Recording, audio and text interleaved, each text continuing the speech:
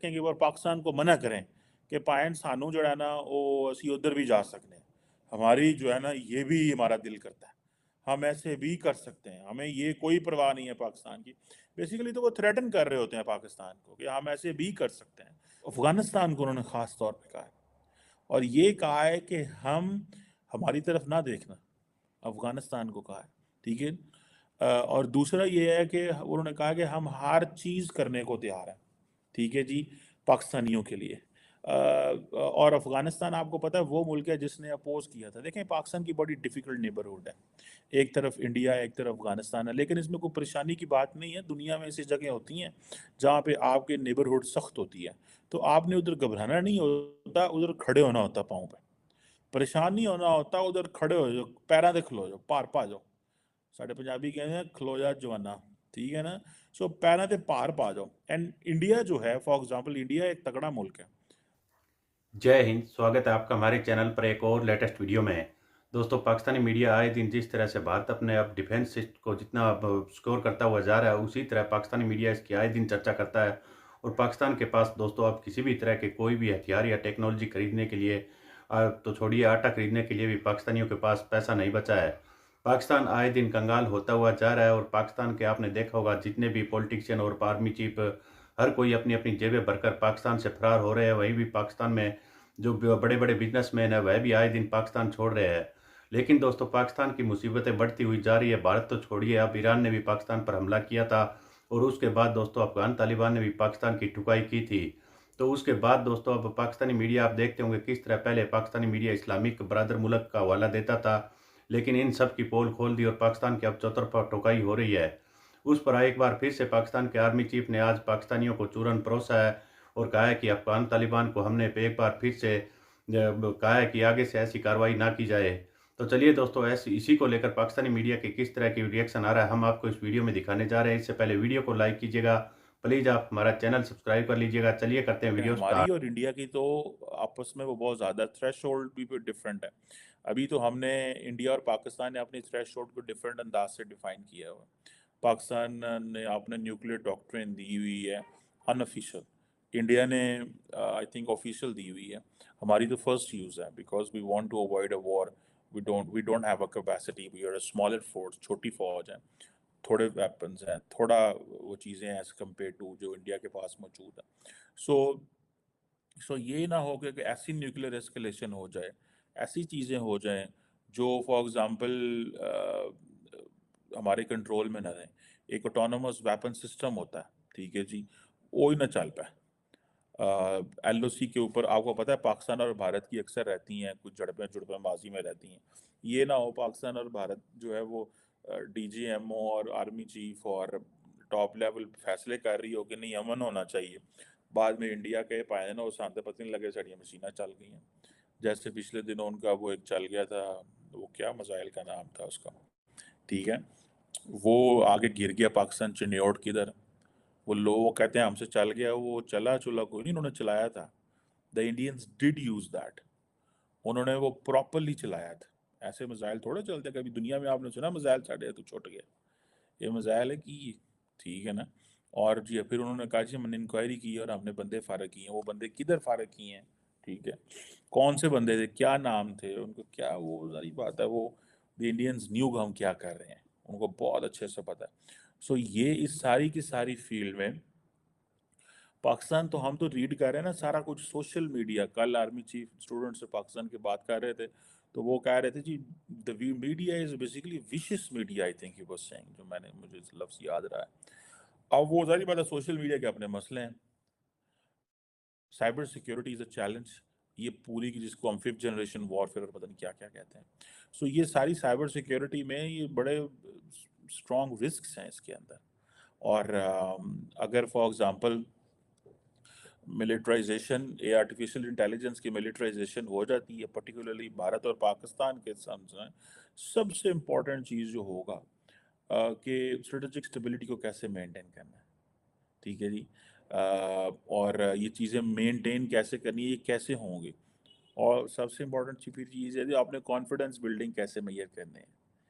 और आप, you can not stop militaries in the utilization of artificial intelligence, ठीक है जी. And you have to understand the volatility, जिसको मैंने पहले ही कई दफा जिक्र किया. So एक important है कि चीन तक, I think you were saying, so point simple सी बात है, पाकिस्तान ने अपनी अप्रोच बदल ली है, and I think that's very welcoming approach. और सीधा पैगाम दिया अफगानिस्तान को कि भाई तुम रोज आके पाकिस्तानियों को शहीद नहीं कर सकते. ये नहीं है कि तुम टीटीपी को खुला हैंड दो और कहो जाओ पाकिस्तानी फौज को जाके मारो और जाओ अवाम को मारो, हम अलाउ करेंगे. सवाल ही पैदा नहीं होता. एक पाकिस्तानी, मैं समझता हूँ ऐसा लीडर हमें चाहिए पाकिस्तान के अंदर, सियासी लीडर. ये स्टेटमेंट फौजी की है, ये स्टेटमेंट जनरल की है, लेकिन ये स्टेटमेंट पॉलिटिशियन से आनी चाहिए. पॉलिटिशियन जरा थोड़े दबके दबके लफ्जों से बोलते हैं. ऐसे बोलना चाहिए जिससे अवाम को कॉन्फिडेंस उभरे. ऐसे बोलना चाहिए जिससे अवाम को ताकत मिले. पाकिस्तान की अवाम का जो मोरल डाउन हुआ वो सिर्फ इसीलिए डाउन है कि सियासतदानों ने एक दूसरे के साथ लड़ लड़ के मुल्क को नीचे कर दिया हुआ. ठीक है जी. अब ये जो बात है कि 50 जो लाख अफगानियों को पाकिस्तान ने पनाह दी, और आए रोज़ अफगानी जो है वो पाकिस्तान को गालियां देते रहते हैं. कभी वो जो है वो इंडिया के साथ मिल जाते हैं, कभी वो किसी के साथ मिल जाते हैं और कहते हैं जी ये पाकिस्तानी क्या है. वो बलोच जो अफगान तालिबान है वो कहते हैं हम इंडिया जाके ट्रेनिंग लेंगे. वो क्यों कहते हैं हम इंडिया जाके ट्रेनिंग लेंगे? So that they can make an impact और कह सकेंगे और पाकिस्तान को मना करें कि पायन सानू जो है ना वो असी उधर भी जा सकते हैं, हमारी जो है ना ये भी हमारा दिल करता है, हम ऐसे भी कर सकते हैं, हमें ये कोई परवाह नहीं है पाकिस्तान की. बेसिकली तो वो थ्रेटन कर रहे होते हैं पाकिस्तान को कि हम ऐसे भी कर सकते हैं. सो ये जो चीज़ है, मेरा ख्याल है कि ये जो हमारी जो पाकिस्तान की अप्रोच है ना, पैन नेशनल इस्लामिक नेशनलिज्म, कि भाई वो जो पूरी दुनिया में किसी भी मुसलमान को कहीं पे भी ज़रब लगेगी, वो basically Afghanistan is a Muslim country ना. ठीक है. और ईरान के हवाले से भी मेरा ख्याल है उन्होंने जो बात की है, और वो बात यही है कि दे हैव बैक स्टैब्ड अस. ये मैंने कहीं पढ़ा. ठीक है. मुझे इसके एग्जैक्ट लफ्ज़ नहीं मिले क्योंकि ये रिपोर्टिंग इस वाक़े की उस तरह नहीं हुई, जो हुकूमत ने या एसपीआर ने नहीं की.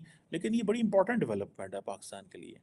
और ये है कि और हम दूसरी जिसे वो कहते हैं ना, अफगानिस्तान को उन्होंने ख़ास तौर पे कहा है और ये कहा है कि हम हमारी तरफ ना देखना, अफगानिस्तान को कहा है. ठीक है. और दूसरा ये है कि उन्होंने कहा कि हम हर चीज़ करने को तैयार हैं. ठीक है जी. पाकिस्तानियों के लिए.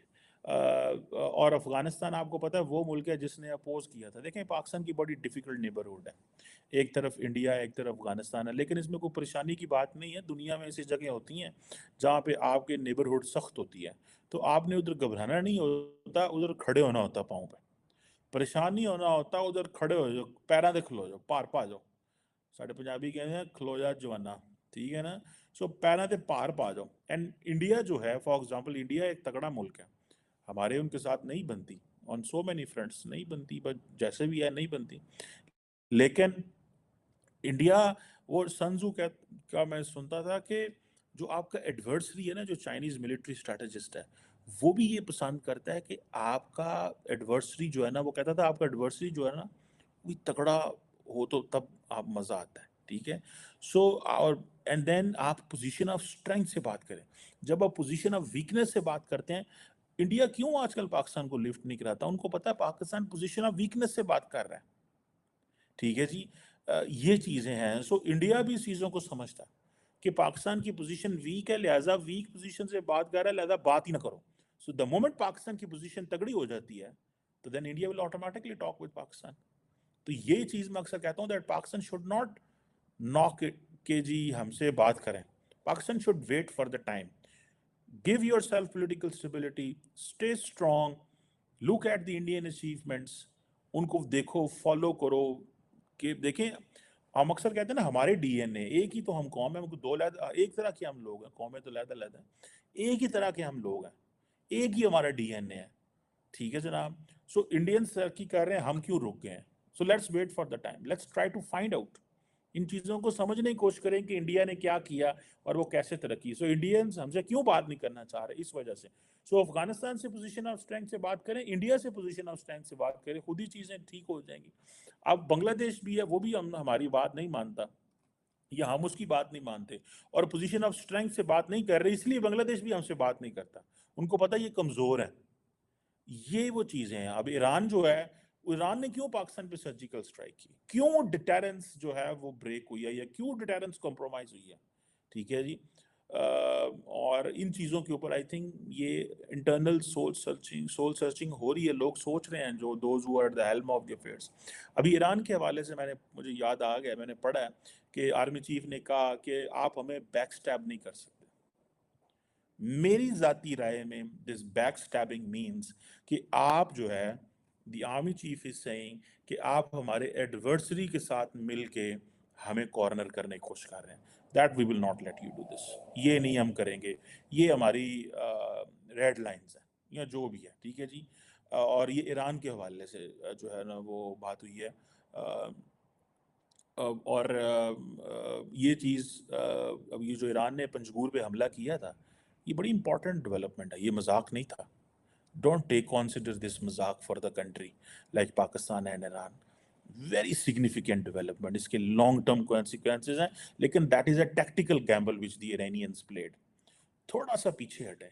अगर ये हमारे सियासतदान थोड़े से हमारे मेच्योर हो जाए ना, फौज भी थोड़ा सा पीछे हटे, they have also stepped up. उन्होंने भी निज़ाम में बहुत ज़्यादा अपने वो बना ली हुई हैं, ठीक है। फौज समझती है जी सियासतदान निकम्मे हैं, कुछ कर नहीं सकते। सियासतदान समझते हैं फौज बहुत ज़्यादा पेनिट्रेट कर गई है। ये दोनों थोड़ा थोड़ा पीछे हटें, एंड देन अपनी स्पेस, जो एक नेचुरल स्पेस होती है सिस्टम की, उसको ऑपरेट, उसमें ऑपरेट करें, and then things will be for better then. लेकिन ये लड़ाई लड़ना बंद करें। We will have to stop fighting, बंद करें ये। डी एस्केलेशन ईरान के साथ हमारी हो गई, ठीक है, लेकिन ईरान ने ये जो टैक्टिकल गैम्बल खेला है, उसका ईरान को नुकसान हुआ है। और ये मैं नहीं कह रहा, ये इट इज़ क्लियर। अभी ईरानी फॉरेन मिनिस्टर आ रहे हैं ना पाकिस्तान 2 दिन बाद, क्यों आ रहे हैं? सर्जिकल स्ट्राइक मार के मारे घर क्यों आएगा कोई? क्यों आएगा? जाहिर बात है उनको पता चल गया है। एक तो आज मेरा ख्याल है ईरान के एम्बेसडर भी पाकिस्तान पहुंच गए हैं, ठीक है जी, जिनको हमने कहा था कि वापस चले जाए, तो जिनको कहा था वापस ना आइएगा, और पाकिस्तानी एम्बेसडर जिनको बुला लिया था वो भी चले गए। So I think these things are there. ये बड़ी इंपॉर्टेंट डेवलपमेंट्स हैं इसमें। अफगानियों को बड़ा सीधा मैसेज है। आई विश कि कोई पाकिस्तानी पॉलिटिशियन इसमें बोल सके और वो बात कर सके जो आर्मी चीफ बात कर रहे हैं। ये आर्मी चीफ की बात का अपना वजन ज़रूर मौजूद है, लेकिन पॉलिटिशियन की बात का अपना वजन होता है। पॉलिटिशियन जो है वो जब बात करता है तो उसके पीछे लेजिटिम। तो देखा होगा दोस्तों, भारत में तो आए दिन जिस तरह इंडियन आर्मी के लिए नई नई टेक्नोलॉजी और जिस तरह के नए नए हथियार अब भारत खरीद रहा है, लेकिन पाकिस्तानियों के पास सब कुछ भी नहीं है। और पाकिस्तान को जो कुछ अमेरिका ने थोड़े बहुत पहले हथियार दिए थे, वह भी अब आए दिन उनकी हालात खस्ता होती हुई जा रही है। और पाकिस्तानियों के लिए पहले एक भारत की तरफ से खतरा था, लेकिन अब तो अफगान तालिबान भी ठोक रहे हैं और ईरान ने भी मोर्चा खोल लिया है। तो दोस्तों, इस पर पाकिस्तानी मीडिया के और भी रिएक्शन होगा, हम आपके लिए सबसे पहले लेकर आएंगे। आप हमारे साथ जुड़े रहिएगा और हमेशा पाक मीडिया के नए और लेटेस्ट वीडियो देखने के लिए डिजिटल एजमेंट सर्च कीजिएगा। मिलते हैं अगले वीडियो में, तब तक जय हिंद, वंदे मातरम।